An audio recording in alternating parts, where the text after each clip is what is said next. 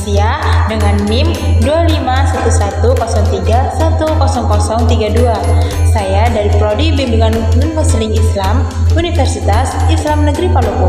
Tujuan saya membuat video ini untuk memenuhi tugas ujian akhir semester pada mata kuliah pengantar psikologi dengan dosen pengampu Ibu Nur Mawakira Yusuf SPSI MPSI. Baik, di sini saya akan memaparkan materi yaitu psikologi berorientasi pada budaya. Yang pertama yaitu lintas budaya.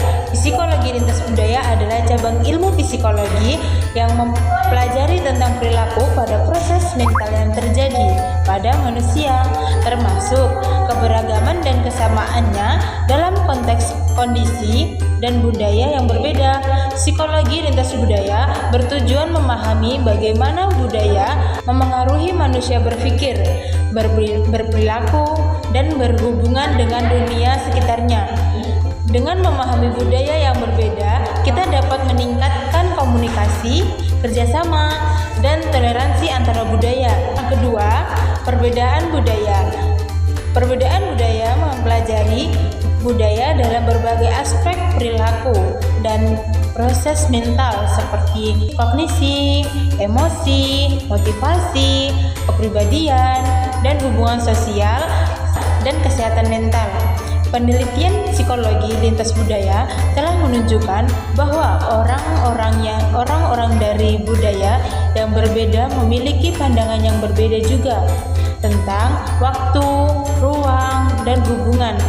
Hubungan sosial orang Indonesia diketahui berbeda dengan hubungan sosial orang Barat, dikarenakan orang Indonesia cenderung hubungan sosial yang kolektif, sedangkan orang Barat hubungan sosial yang lebih individual. Selanjutnya yang ketiga, yaitu kesamaan budaya. Psikologi lintas budaya juga mempelajari kesamaan budaya dalam berbagai aspek perilaku dan proses mental. Misalnya, penelitian psikologi lintas budaya menunjukkan bahwa orang-orang dari budaya yang berbeda memiliki kesamaan dalam berbagai aspek emosi, seperti emosi sedih, emosi marah, dan emosi bahagia. Selanjutnya yang keempat, yaitu dampak budaya. Psikologi lintas budaya mempelajari bagaimana budaya memengaruhi perilaku dan proses mental manusia. Misalnya, bagaimana budaya dapat mengaruhi cara kita berpikir tentang stres dan cara kita mengelola stres, cara kita bereaksi terhadap stres. Yang kelima, yaitu contoh lintas budaya yang diterapkan dalam kehidupan sehari-hari. Yang pertama, peningkatan pemahaman budaya. Psikologi lintas budaya dapat membantu kita memahami budaya yang berbeda dari budaya kita sendiri. Hal ini penting untuk meningkatkan komunikasi kerja. Hal ini penting untuk meningkatkan komunikasi, kerjasama, dan toleransi antar budaya. Yang kedua, yaitu pengembangan intervensi psikologi. Psikologi lintas budaya dapat digunakan untuk mengembangkan intervensi psikologi yang lebih efektif untuk budaya yang berbeda dan dapat membantu meningkatkan kesehatan mental dan kesejahteraan untuk orang-orang Indonesia. Yang keenam yaitu peran keluarga dan hubungan keluarga dalam masyarakat. Program seperti ini dapat meningkatkan komunikasi dan resolusi konflik dalam keluarga Indonesia. Dalam materi ini saya berpesan, ingat baik-baik, kesehatan mental Anda sangatlah berharga. Jagalah, perhatikanlah dengan sekuat tenaga Anda.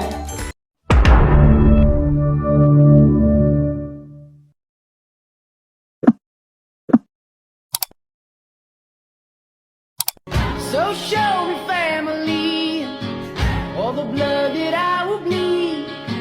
I don't know where I belong, I don't know where I went wrong, but I can write a song. I belong with you belong with me, you're my sweetheart. I belong with you belong with me, you're my sweetheart.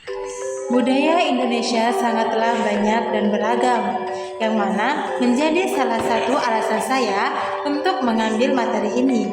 Dengan budaya Indonesia yang khususnya ada di Jawa Timur, budaya Jawa Timur sangatlah kaya dan beragam, mencakup berbagai suku seperti Mataram, Arek, Samin, Tangger, Osing, Madura, dan masih banyak lagi yang tidak bisa saya sebutkan satu persatu.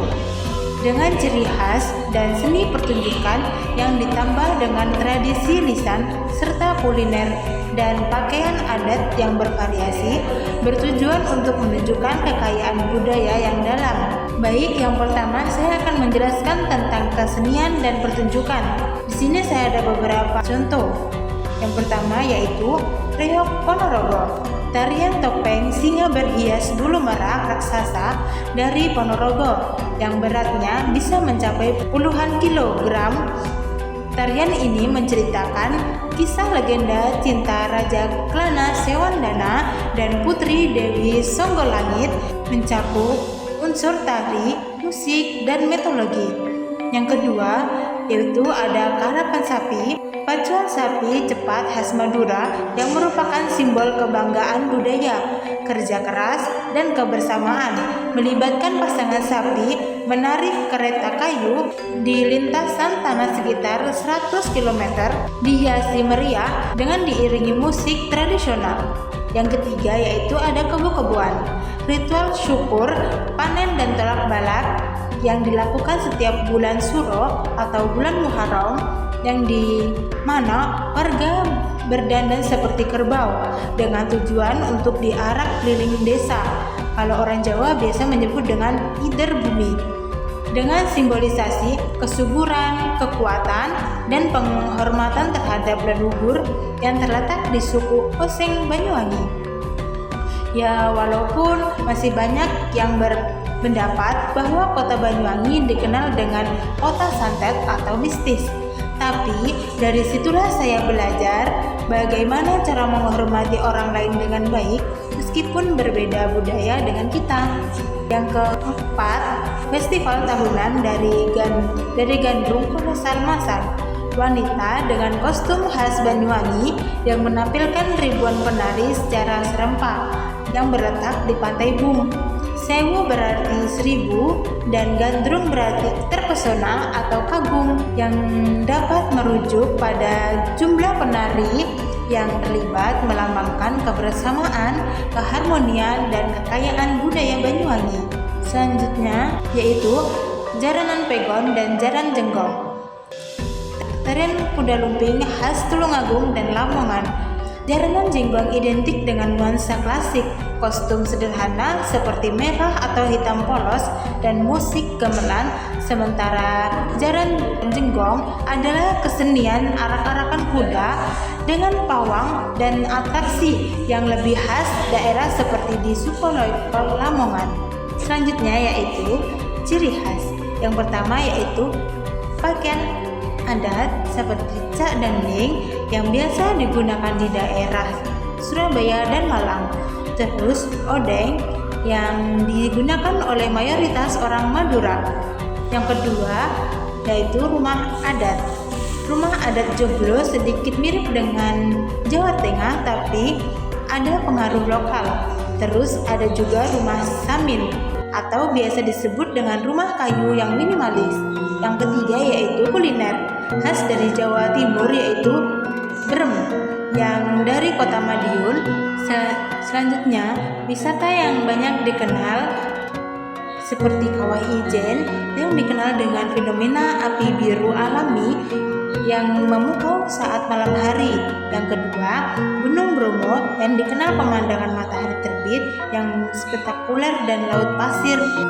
Itu saja pemaparan dari saya tentang lintas budaya dan budaya Indonesia yang khususnya ada di Jawa Timur. Sekian dari saya. Assalamualaikum warahmatullahi wabarakatuh.